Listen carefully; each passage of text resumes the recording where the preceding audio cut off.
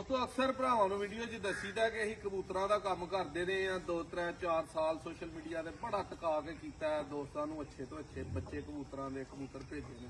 ਆਪੀ ਵੀ ਬੜਾ ਸ਼ੌਕ ਸੀ ਲੇਕਿਨ ਮਜਬੂਰੀਆਂ ਦੀ ਵਜ੍ਹਾ ਤੋਂ ਫਿਰ ਸਾਨੂੰ ਡੇਅਰੀ ਫਾਰਮਿੰਗ ਲਈ ਭਰਾਵਾਂ 'ਚ ਆਉਣਾ ਪਿਆ। ਇੱਥੇ ਵੀ ਬੜਾ ਦਾ ਫਰਾਡ ਲੱਗਣ ਡਿਆ ਸੀ।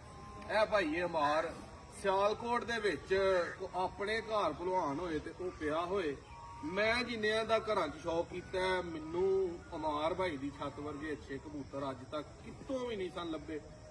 ਅੱਛੇ ਤੋਂ ਮੁਰਾਦ ਇਹ ਵੇ ਕਿ ਸਿਆਲਕੋਟੀ ਜਿੰਨੀਆਂ ਕੋ 5-6 ਨਸਲਾਂ ਹੈ ਨੇ ਨਾ ਹਰ ਬਰੀਡ ਦੇ 10 ਤੋਂ 20 ਜੋੜੇ ਇਹਨਾਂ ਦੇ ਕੋਲ ਮੌਜੂਦ ਹੁੰਦੇ ਹਨ ਤੇ ਇਹਨਾਂ ਦੀ ਉਹ ਵੀਡੀਓ ਬਣਾ ਕੇ ਬੱਚੇ ਸਾਰੇ ਹੀ ਜਿਹੜਾ ਨਾ ਉਹ ਮੇਰੀ ਬੁਕਿੰਗ ਤੇ ਹੁੰਦੇ ਹਨ। ਹੋਰ ਕੋਈ ਬੰਦਾ ਜਿਹੜਾ ਉਹ ਖਰੀਦਦਾ ਵੀ ਨਹੀਂ। ਅੱਜ ਇਹਨਾਂ ਭਰਾਵਾਂ ਦੀ ਮਿਹਰਬਾਨੀ ਆ ਰਹੇ ਟਾਈਮ ਕੱਢ ਕੇ ਤੇ ਸਪੈਸ਼ਲ ਆਏ ਨੇ। ਸਗੋਂ ਨੰਬਰ ਵੀ ਪਿਛਲਾ ਬੰਦ ਸੀ।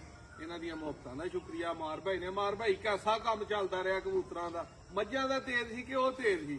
ਨਹੀਂ ਭਾਈਜਾਨ ਜਿੰਨੀ ਦੇਰ ਉਹ ਕੰਮ ਤੁਸੀਂ ਕੀਤਾ ਬੜੇ ਅੱਛੇ ਤਰੀਕੇ ਨਾਲ ਕੀਤਾ ਤੇ ਜਿਹਨੂੰ ਵੀ ਬੱਚੇ ਛੱਚੇ ਦਿੱਤੇ ਨੇ ਹਰ ਚੀਜ਼ ਬੜੇ ਅੱਛੇ ਵੇ ਤੇ ਕੀਤੀ ਹੈ ਤੇ ਅੱਛਾ ਟਾਈਮ ਗੁਜ਼ਰਿਆ ਦਾ ਤੇ ਅੱਜ ਤੁਹਾਡੇ ਕੋਲ ਇੱਥੇ ਆ ਕੇ ਦੇਖਿਆ ਮਾਸ਼ਾਅੱਲਾ। ਕਿਸ ਤਰ੍ਹਾਂ ਅੱਜ ਦਿਲ ਕਰ ਪਿਆ? ਟਾਈਮ ਕਿਸ ਤਰ੍ਹਾਂ ਬਣਿਆ? ਭਾਈ ਬਸ ਬੈਠੇ ਨੇ ਮੇਰਾ ਅੱਜ ਦਿਲ ਕਰਨਾ ਯਾਰ ਨਾਦਰ ਭਾਈ ਨੂੰ ਵੀ ਦੇਰ ਹੋ ਗਈ ਮਿਲੇ ਕੋਈ ਨਹੀਂ ਹੈ ਤੇ ਟੁੱਟ ਚੱਲਨੇ ਅੱਜ ਨਾ ਤੇ ਮਿਲ ਮੁਲ ਕੇ ਆਨੇ ਭਾਈ ਨਾਲ ਸਰਦਾਰ ਸ਼ੂਜ਼ ਵਾਲੇ ਭਾਈ ਨੇ ਭਲਵਾਨ ਵੀ ਆਏ ਨੇ। ਇਹਨਾਂ ਨੂੰ ਮੱਝ ਇੱਕ ਦੋ ਚਾਹੀਦੀ ਉਹ ਇਹਨਾਂ ਨੂੰ ਅੱਜ ਦੇਣੀ ਹੈ ਠੀਕ ਹੈ ਬਹਾਨੇ ਦੇ ਨਾਲ। ਦਨਾਨ ਭਾਈ ਆਏ ਨੇ ਇਹ ਭਾਈ ਆਏ ਨੇ ਤੇ ਯਾਸਰ ਤੁਹਾਨੂੰ ਅੱਗੇ ਹੀ ਪਤਾ ਵੱਡਾ ਭਰਾ ਵੀ ਹੈ ਨਿੱਕਾ ਭਰਾ ਵੀ ਹੈ। ਇਹਦੇ ਨਾਲ ਸਾਰਿਆਂ ਨਾਲ ਪੰਗੇ ਲਈਦੇ ਨੇ। ਹੁਣ ਮਾਸ਼ਾਅੱਲਾ ਸ਼ੌਕ ਜਿਹੜਾ ਉਹ ਬਰਡ ਦਾ ਯਾਸਰ ਆਪੀ ਵੀ ਬਿਹਤਰੀਨ ਕਰਦਾ। ਦੋਸਤਾਂ ਨੂੰ ਵੀ ਅੱਛੇ ਕਬੂਤਰ ਜਿਹੜਾ ਪ੍ਰੋਵਾਈਡ ਕਰਦਾ। ਮਾਰ ਭਾਈ ਤੁਹਾਡੀਆਂ ਮੁਹੱਬਤਾਂ ਦਾ ਸਰ ਜੀ ਸ਼ੁਕਰੀਆ।